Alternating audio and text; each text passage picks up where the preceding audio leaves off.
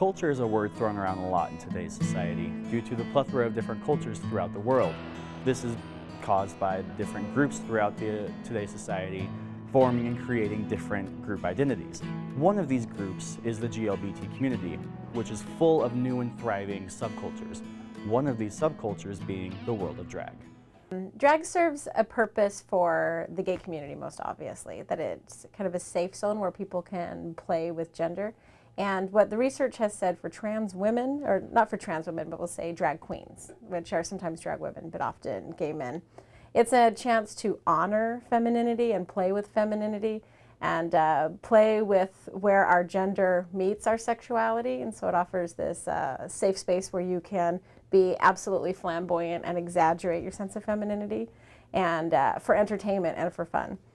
And it's a place that drag kings have said it's a place that they can try on different identities. They can try on what it's like to have a masculine identity. Because in the general public, for a man to have femininity is stigmatized. In the general public, for a woman to have masculinity is stigmatized. So this offers a place for both to explore the fluidity of gender and where it meets their sexuality. And then for the audience, it also serves a purpose that it's entertainment, but it also is an opportunity to explore what am I attracted to, and what does it mean when there is masculinity on a female body, and what does it mean when there's femininity on a male body. Here on the Palouse, one wouldn't expect to find drag throughout the community, but with the additions of Washington State University and the University of Idaho, this traditionally conservative area has a little bit more of a liberal flair with the addition of drag kings and drag queens. I first realized I wanted to do drag when I was 8 years old, when I saw RuPaul on her talk show back in the 90s, and I just thought she was so beautiful, and I was like, I want to do that when I get older. And everybody made fun of me for it, but I was like, you know, it's okay, I can be straight and do drag. And of course I'm not straight anymore, but I still do drag.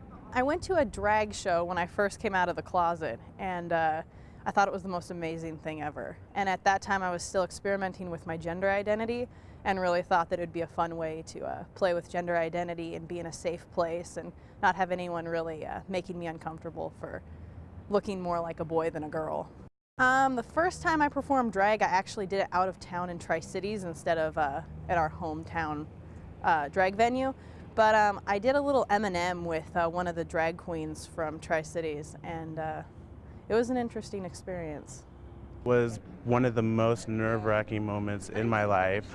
It was New Year's Eve 2005, and I was so scared. I was so nervous, but you know, once you finally got up there on stage and you did it, all the nervousness wore off, and at that point I knew I was hooked. Drag shows can be a completely different experience for anyone involved, but especially for newcomers, it can be a very scary experience. But if you talk to anyone involved, overall, they'll say that it is an incredibly amazing experience.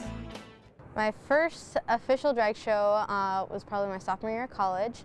I went to Idaho and I went to their annual drag show, which was awesome. I got to meet all the personalities, saw their outfits, they did their talent. My first drag show experience was really interesting because it was labeled as a gay prom when I first went, and they had it in Pullman, which they don't anymore. And I just didn't know really what to expect, because I went with one friend, and then I went there's a lot of people I didn't know, and it was kind of scary at first really, because it was actually a drag show when I actually went, and I didn't really like drag or anything, so I was a little scared and I didn't know what to think. But overall it was a good experience after I was there a while. People can be pretty scared going into drag shows, mainly because of stereotypes they hear about the show itself, or even people participating in the show.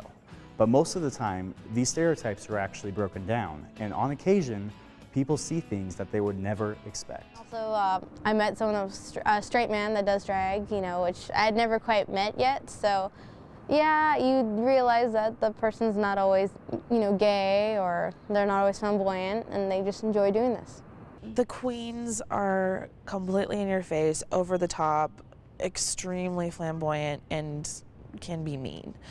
I didn't see that once. I kind of learned that there's a lot of different types of gay people and lesbians. Like, they're not all fit in one specific slot. They're not all really, really flaming, and some are really masculine. So I kind of just reinforced that there's a lot of different types of gay people. A lot of time and money is spent on people's hobbies every day, and drag is definitely not exempt from this.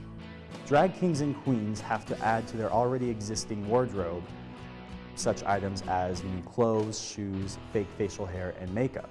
So this can be inexpensive for some, but for others, it can really add up. Well, for me, I usually only do it, 1 to 2 weekends out of the month, so it doesn't get that expensive. And actually, because of the way I get tipped, it doesn't end up costing me much out of pocket. And most of my wardrobe comes from what I wear daily anyway, so it doesn't cost anything extra there. Thousands and thousands of dollars. I probably have thousands of dollars worth of clothing, shoes, accessory, makeup, wigs. A stigma surrounding the drag community, as well as the GLBT community, is the lack of understanding and acceptance from friends and family. While there are too many GLBT teenagers and adults who live in fear of rejection from their loved ones, drag kings and queens have a whole nother level of fear. The fear of coming out as a person who dresses as the opposite gender. My friends were awesome in supporting me. They actually were the ones helping me pick out my music and the outfits that I was going to perform in and all that. But my mom had a really hard time with me going by a male pronoun and choosing a male name to be referred to by. So my family wasn't too comfortable with it at first, but they actually came around and ended up coming to a drag show and loved it. And they know as long as I'm still their little girl that they're cool with my male identity as well. My mom actually, when I first started doing it, she was my investor. She was the one who bought all my clothes and all my makeup and all my wigs while I first started to do it because I was unemployed and in college. But no, actually my whole family were extremely happy about it. I remember one time actually I was at a Pride and my grandma came to the drag show, and the first thing she said to me was, "I just got myself a new granddaughter." And so when my 70-year-old grandma accepted it, I knew that total acceptance from my family. Some people don't have any experience or knowledge of drag, which can lead to hostility toward drag queens and kings, usually stemming from ignorance. Basically what I would tell them is it's a way for me to express my gender identity and feel safe doing so. I'm not really much of a performer, really. I did it more just to experiment with the play on drag and being able to be more freely within myself. But I don't know, I would say go to a drag show and figure it out for yourself, because everyone reacts differently to drag. It makes some people uncomfortable. A lot of people fall in love and end up going to every drag show in the area, so it really is just person to person. The biggest question I get is, do you want to be a woman? And the answer is no. I want to be a man. I'm happy being a man. I think that being a drag queen is the highest form of flattery when it comes to wanting to emulate a woman and how glamorous and beautiful they are. It's an art form, and I'm an artist, and I'm a performance artist, so that's what I would tell them. Drag can be a fun experience for anyone involved, whether it be the performers or the audience members. But for first-time audience members, or virgins, it can be a pretty scary or nerve-wracking experience. However, if you talk to any drag show veteran, they will tell you to just go for it. Just do it.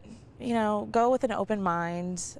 It's okay to be a little bit nervous at the beginning. I've actually taken virgins to the drag shows before, and it's always they're a little bit unsure of themselves. They don't really know what to do, what the protocol is and everything. But I mean, if it's your first time going, just go with an open mind and try things. I mean, it's okay to, be loud, just be yourself. If you're just being yourself, sitting in a corner and watching, that's perfectly natural. I actually did this. I told them it's for fun. They're not going to attack you or, force anything upon you. You go there, you watch their talent. It's just basically a talent show, but people dressing up in, different genders, so. I would say go with a lot of friends because it's not fun going alone. It's kind of scary when there's tons of people, and most people are drunk there, but it's usually helpful if you have consumed a little alcohol going there because it lightens the mood and you're more fluid, I guess.